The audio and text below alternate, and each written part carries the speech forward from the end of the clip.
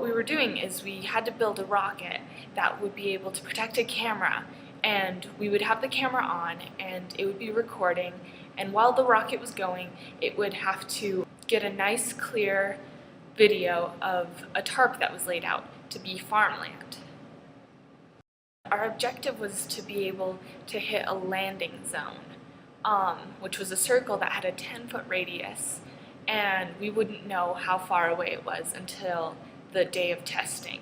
And on the day of testing we learned that it would be 180 feet away from the launcher. Final design description. Our final device was relatively close to our initial design. We made some modifications to our rocket, to the wings and the placement of them. So for our rocket, we moved the wings down a little bit because we had to add a fourth wing, because the third wing just had too much spin. Also, our rocket fins came from the rocket body 2 inches, and they were kind of a triangular shape combined with rectangles, and they were 10 inches long on each side, and they were 5 inches away from each wing. Our final design was 24 inches tall and had a 5-inch radius, and the nose cone was round with a weighted tip to make sure the weight always was forward, never back. Alright, for our final day, our performance, we were the best group in the competition, so basically everyone's going to be graded off of us, which Mr. Duckworth had said. We hit the landing zone 1 out of 3 times and hit the target zone once, and we had 2 shots of the farmland with our camera. The first glimpse of the farmland, we got 35% of the coverage with 0.17 seconds of great coverage. For our second glimpse of the farmland, we have gotten 22% of the max coverage of the farmland in 0.06 seconds. So we were better than most groups, and it was a success, and we plastered flying colors.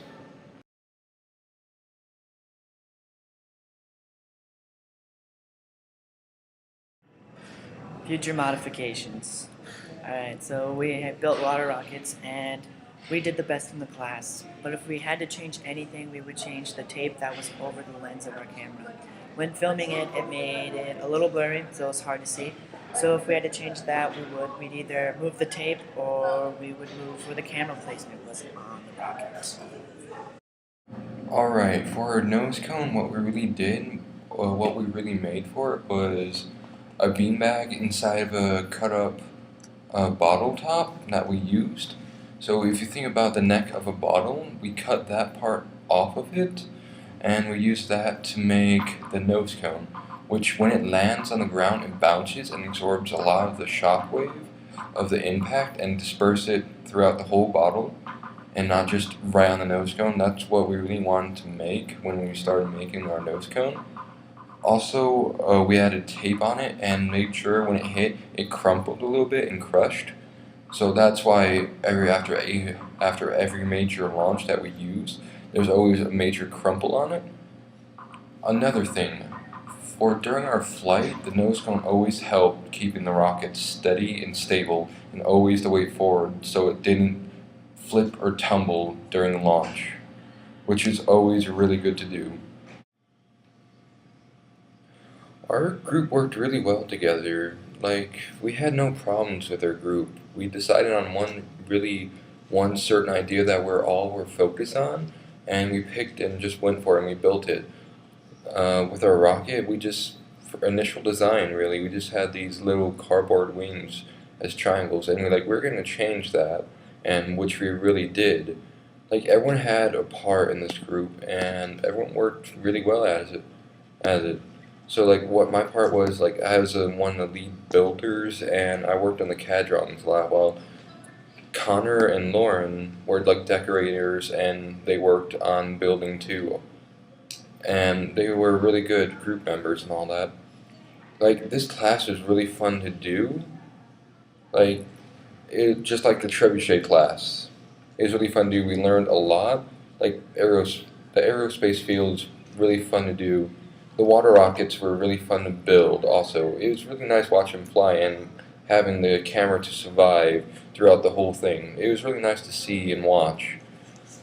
With the cameras, we were kind of expecting they might break, first launch that we had. We had doubts during our building process, is the film going to work or is it not?